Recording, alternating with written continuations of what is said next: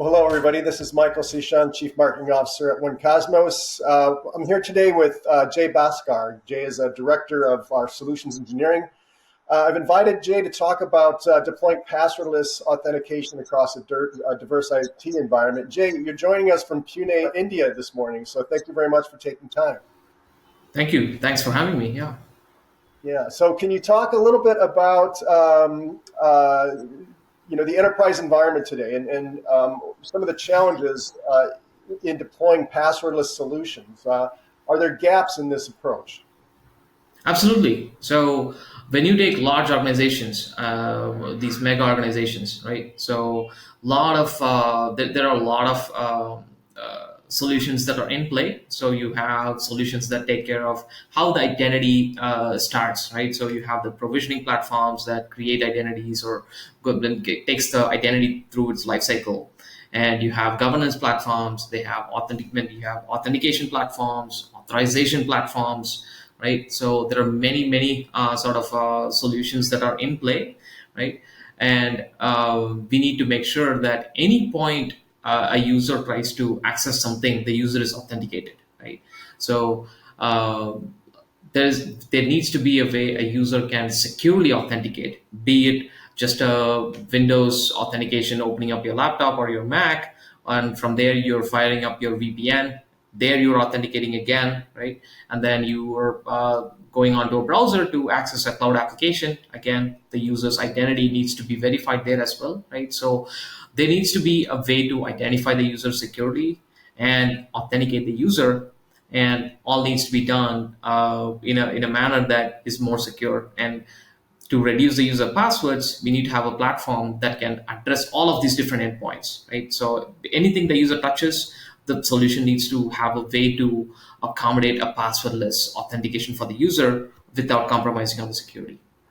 Okay, so passwordless, it sounds fairly easy, but you're talking about accessing the endpoint, accessing the VPN, accessing apps, browser-based access. How do we get to this? I mean, when we talk about the latest federated apps, that seems fairly straightforward, passwordless access to those.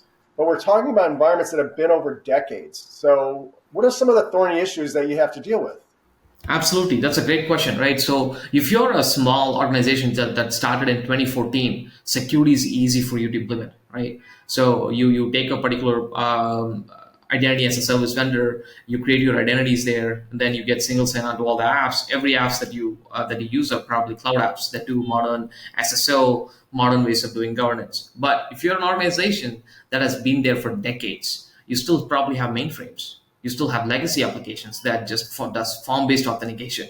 A developer probably developed the code like in 1997 and then left, and nobody touches the code. It just works. Don't touch it, right? So these kind of applications are easy targets, right? So you're only as strong as your weakest link. So that's the big problem for these large organizations. So you need to have a solution that can cover all of those as well. So legacy applications, how can you authenticate into that right now? Typically you use your network ID and password, right? And that once you're exposed, it's easy to hack, right? So the solution needs to have a way to provide a passwordless authentication for these systems as well, right? So security is it's only better if the weakest applications are also accommodated. Right. So I did a search on my mobile handset earlier today, and four different authenticators came up. How does a passwordless solution deal with the two-factor authentication that's already existing within the enterprise?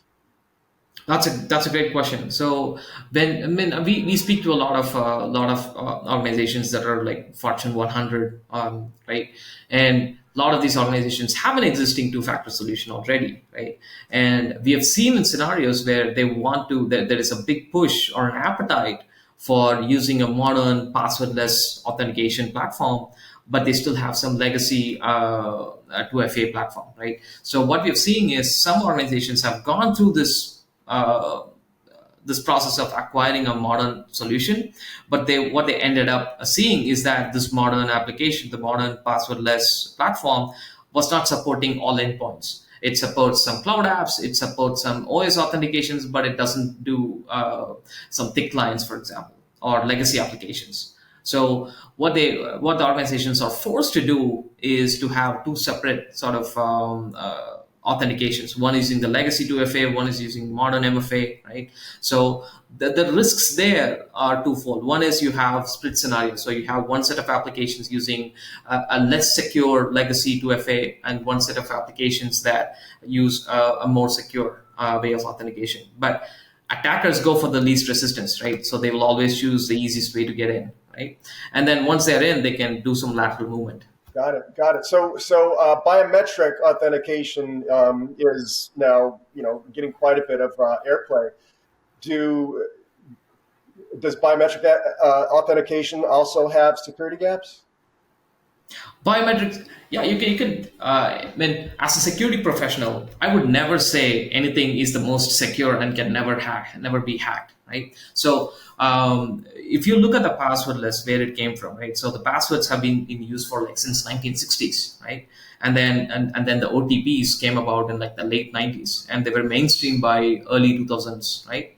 So, so those two factors are something you know and something you have, right?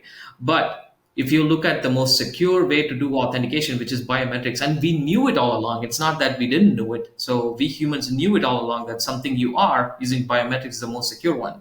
But back then, the biometric authentication was only possible in some Tom Cruise movies, right? But now we have all these smartphones that have the capability to do biometric authentication, and also your laptops have the capability. So biometric authentications using the capabilities that we already have, your smartphones, your laptops, are becoming the center stage of authentication now, and rightly so.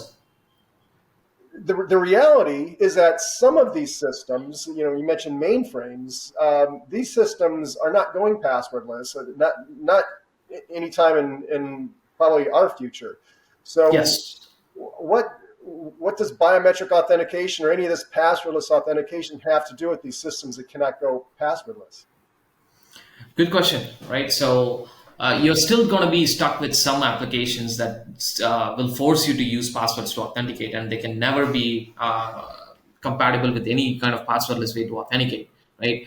But what you can do is, and we are seeing organizations do this, right? So time and again, we're seeing our organizations move from 8-character passwords to 12-character passwords, right? And then increasing the complexity of the passwords, right? And then now we are seeing organizations trying to push for a 16-character passwords. I mean that's. I mean, I would argue that it's humanly impossible for me to like remember a password 16 characters with special characters, right? But that's where the organizations are heading, because these mainframe applications, for example, like they cannot do passwords. So the only way to increase security is make the passwords more complex, right? But when you do that, what you inherently do is you reduce the user experience, right? So the users hate it, and they are going to forget their passwords more and more. So the password reset becomes a bigger pain, right? They have already been a big pain, right? Now we are going to make it a bigger and bigger pain as you increase the password complexity, right? So you need to have a solution that also allows you to reset your password. Let's say, for example, in a very easier way, like say from your smartphone, just using biometrics. So don't ask them for their old password, because that's a pain. And then don't ask them to pick up a phone and then contact help desk. That's an even bigger pain, right? So users should be able to have everything at the tips of their fingers, right, on their mobile phone. Use biometrics, authenticate yourself, change your password to something very secure. Use it for one of these applications that cannot do passwordless, and then for the rest of the applications, you just use your biometrics. You don't need to touch anything, right? Great. Well, that's really good insight. Appreciate you sharing that. Listen, we have a webinar coming up on January 26th. It's at 10 a.m. Pacific time, 1 p.m. Eastern. If you're seeing this after the 26th, it'll be available for replay on the webinar. But this is going to cover how to deploy passwordless in these complicated environments that you've described. I really appreciate you walking through this, Jay. It's passwordless sounds easy, but when you start to deploy it, some of the devil's in the details, or God is in the Absolutely. details. So thank you very much. Appreciate your time today. Thanks for having me on. Thank you.